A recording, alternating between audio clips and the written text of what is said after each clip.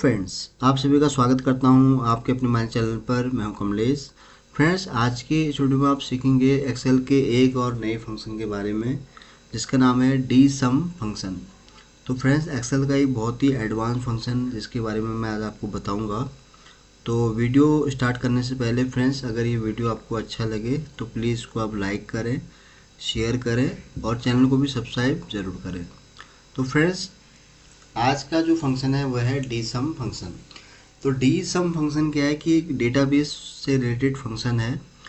तो जब भी हम एक्सेल में हमें किसी चीज़ का अगर सम करना होता है तो उसके लिए हम क्या है कि फॉर एग्जांपल जैसे यहाँ पर आप देख रहे हैं डेटा, मेरे पास एक प्रोडक्ट है, कस्टमर है और इन्हीं प्रोडक्ट और कस्टमर के अकॉर्डिंग यहाँ पर Q1 से लेके Q4 तक की हमारे पास सेल है। तो यहाँ पर फॉर एग्जांपल मुझे अगर Q1 का सेल करना है तो उसके लिए मैं इसके लिए तो सम फंक्शन तो यूज़ कर सकता हूँ कि मैंने सम इज इक्वल टू किया और ये सम मुझे इस तरह से यहाँ पर मिल गया। लेकिन ये तो हो गया सम की सिंपल, हमने यहाँ पर सम फंक्शन को यूज किया। अब प्रॉब्लम क्या आती है कि फॉर एग्जांपल इन केस अगर हम चाह रहे हैं कि अगर हमें किसी प्रोडक्ट के हिसाब से अगर सम चाहिए किसी चीज़ का, तो उसको हम कैसे सम कर सकते हैं। अब यहाँ पर देखिए फॉर एग्जांपल जैसे मुझे अगर इसे एलाइस मटन है, इसका मुझे यहाँ पर टोटल Q1 का या Q4 जिसका भी हमें सम चाहिए, तो उसके लिए हम कैसे इसका सम कर सकते हैं। तो वो सम फंक्शन के थ्रू तो हो नहीं सकता, तो उसको हम कैसे कर सकते हैं। तो उसी के लिए ही एक्सेल का आज ये फंक्शन जिसके बारे में आपको बता रहा हूँ आपको, वो है डी सम फंक्शन। तो कैसे हम डी सम फंक्शन के थ्रू, जो मैंने अभी आपको बताया था कि अगर हमें किसी प्रोडक्ट या किसी कस्टमर के हिसाब से अगर उसका सम चाहिए तो कैसे हम उसको निकाल सकते हैं। तो चलिए स्टार्ट करते हैं।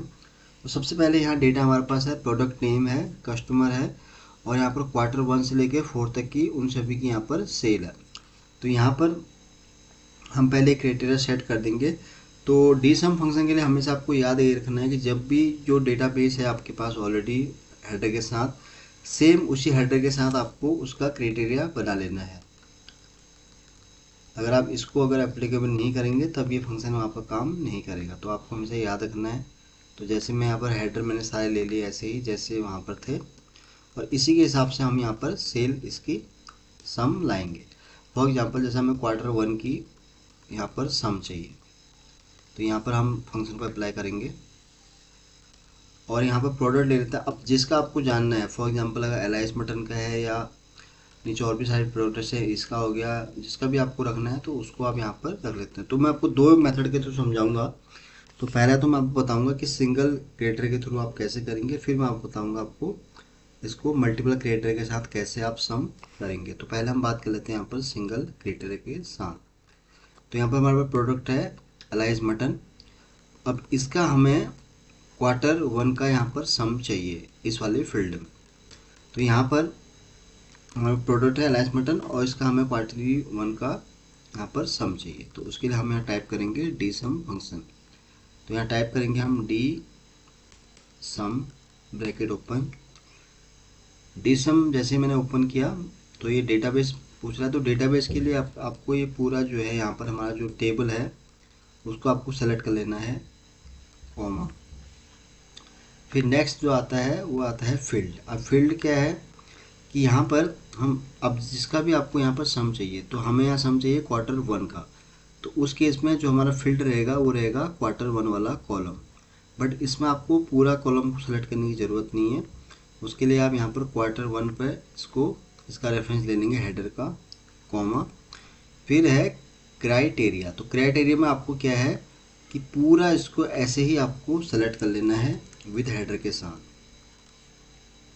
जस्ट इंटर प्रेस हो गया, आ गया हमारे पास आउटपुट। अब हम चेक कर लेते हैं कि जो हमारे पास आउटपुट आया है क्या वो सही है या गलत। तो यहाँ पर बात हुई थी एलाइस मटन की और इसका हमें यहाँ चाहिए था सम, जो कि आया है 98872।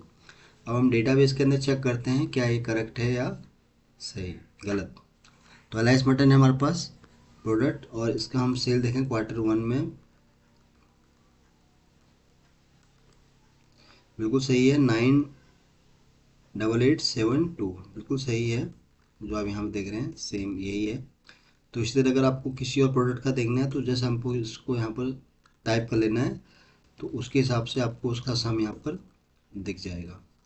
जैसे ये वाला है एनी सिरप है, इसका है 43180। अगर हम इसका भी यहाँ पर डेटा चेक करें कितना सम है, बिल्कुल सही है, 43180, बिल्कुल करेक्ट है। तो ये तो मैंने आपको बताया एक मेथड कि हमने यहाँ पर सिंगल क्रिएटर के हिसाब से इसको यूज किया। अब हम यहाँ बात कर लेते हैं क्वार्टर 4 के हिसाब से हम इसको यूज कर लेते हैं।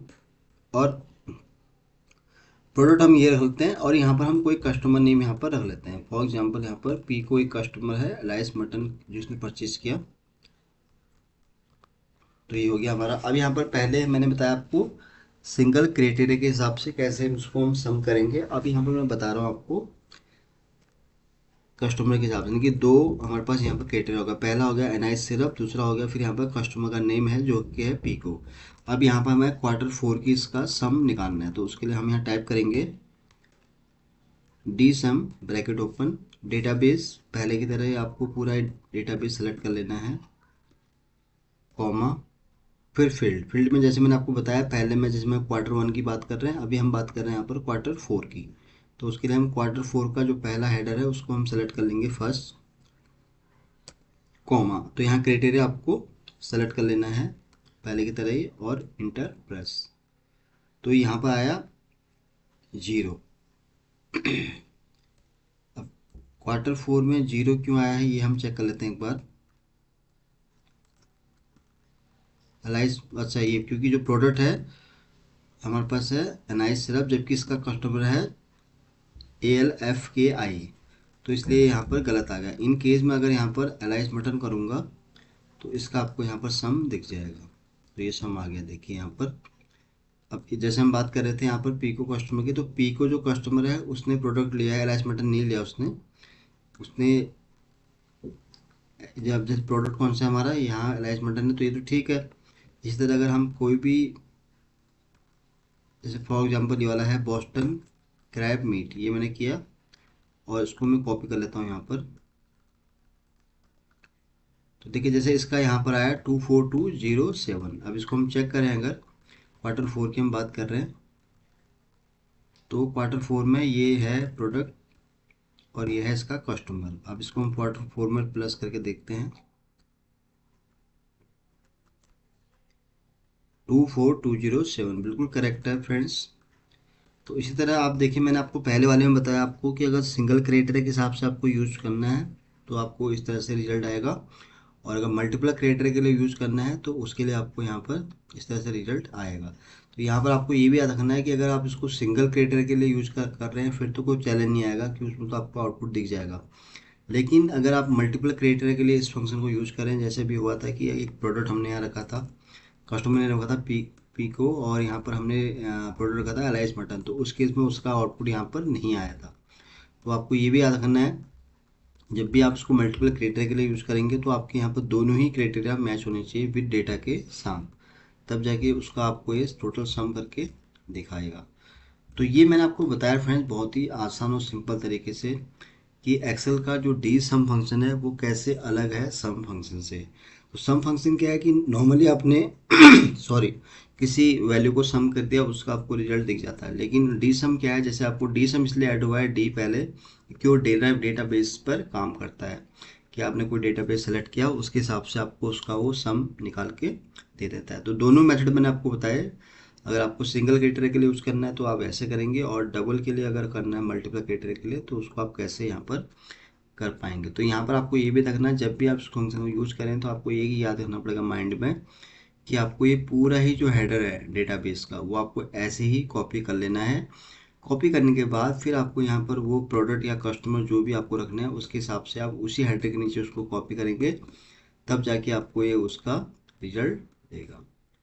तो फ्रेंड्स आज के लिए बस इतना ही है। उम्मीद करता हूँ कि ये वीडियो आपको बहुत पसंद आया होगा। तो वीडियो अगर अच्छा लगा हो तो प्लीज़ फ्रेंड्स इस वीडियो को लाइक करें, शेयर करें और चैनल को भी सब्सक्राइब जरूर करें फ्रेंड्स, ताकि मैं आपके लिए इस तरह के जितने भी और नए नए कंटेंट बना के आपकी नॉलेज बढ़ा सकूँ। तो आज के लिए बस इतना ही है। जल्दी ही आऊँगा फिर एक नई वीडियो के साथ। तब तक के लिए आप अपने आप को खुश रखें और अपना ध्यान रखें। Thank you so much.